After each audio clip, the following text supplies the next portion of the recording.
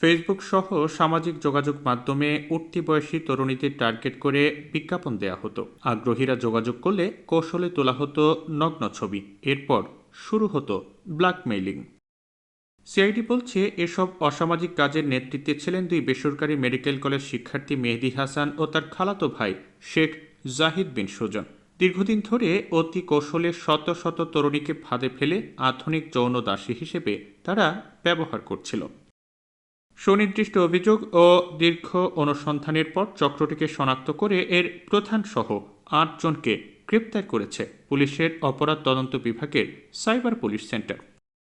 বুধবার দুপুরে রাজধানীর মালিবাগে সিআইডির সদর দপ্তরে আয়োজিত এক সংবাদ সম্মেলনে অতিরিক্ত আইজিপি মোহাম্মদ আলী মিয়া এই চক্রের বিস্তারিত তুলে ধরেন। ফ্রিল্যান্সিংয়ের নামে যে অবৈধ ব্যবসা চলছে তারই একটি গ্রুপকে আমরা আইনের আওতায় আনতে সক্ষম হয়েছি।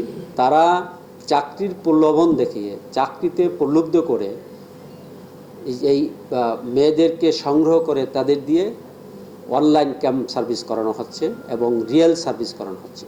এই যে যারা ফ্রিল্যান্সিংয়ের নামে প্রতারণা করছে, তারা এরকম মানুষের সাথে, সাধারণ নিরীহ মানুষের সাথে প্রতারণা করে যাচ্ছে। তাদের আমরা আইনের আওতায় আনতে সক্ষম হয়েছি। আমরা টোটাল কতজনকে? 8 জন। টোটাল 8 জনকে আমরা গ্রেপ্তার করেছি এবং এর যারা বাকি আছে আমরা সবাইকে আইনের আওতায় নিয়ে আসবো।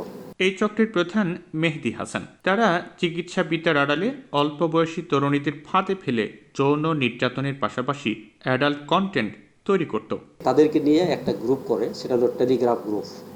এই গ্রুপের মাধ্যমে তাদের সাথে কন্টিনিউয়াসলি যোগাযোগ রেখে তাদের সাথে মোটামুটি একটা গুড রিলেশনশিপ ডেভেলপ করে এবং তাদের যখন যেরকম সহায়তা প্রয়োজন, কেউ আর্থিক সহায়তা প্রয়োজন, কেউ হঠাৎ করে কোনো ড্রেসের প্রয়োজন বা কোনো গিফটের প্রয়োজন, এগুলি তারা সরবরাহ করে থাকে।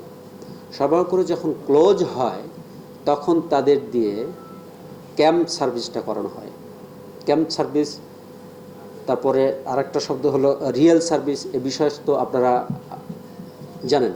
আচ্ছা, এখন এখানে এদের যে মোডাস অপারেন্ডি, তাদের যে অপরাধের প্রবণতা, সেটা হচ্ছে যে তারা চাকরির প্রলোভন দেখিয়ে, চাকরিতে প্রলুব্ধ করে এই মেয়েদেরকে সংগ্রহ করে তাদের দিয়ে অনলাইন ক্যাম্প সার্ভিস করানো হচ্ছে এবং রিয়েল সার্ভিস করানো হচ্ছে। গত 7 বছরে তারা প্রায় 100 কোটি টাকা আয় করেছে দাবি করে অতিরিক্ত আইজিপি মোহাম্মদ আলী মিয়া বলেন, এই টাকা দিয়ে তারা যশোর, সাতক্ষীরা, খুলনা এবং ঢাকায় বিপুল পরিমাণ জমি ক্রয় করেছে।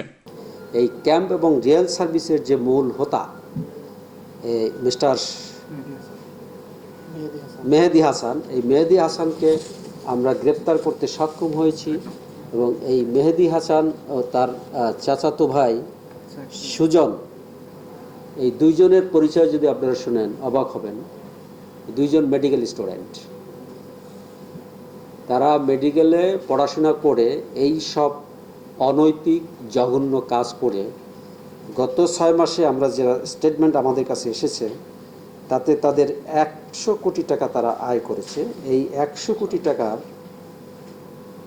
কোটি টাকার মধ্যে তারা অনেকে নিজ এলাকা হলো সাতক্ষীরা, যশোর, খুলনা এবং ঢাকায় বিভিন্ন জায়গায় সম্পদ করেছে, জমি কিনেছে, অ্যাকাউন্টে আছে প্রচুর টাকা।